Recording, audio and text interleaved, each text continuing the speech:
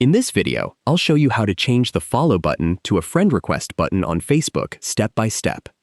If people only see a follow button when they visit your profile, you can adjust your privacy settings so they're able to send you friend requests instead.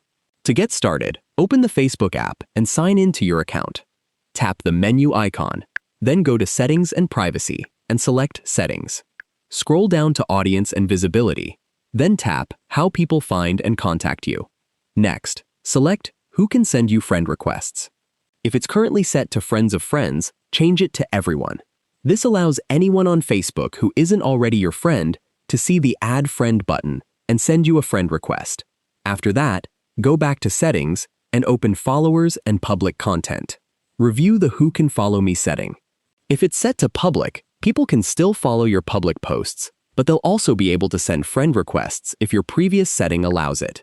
Keep in mind that if you've reached Facebook's limit of 5,000 friends or have too many unanswered friend requests, the Add Friend button may not appear until those issues are resolved. After making your changes, ask someone who isn't on your friends list to check your profile and confirm that the Add Friend button is now visible.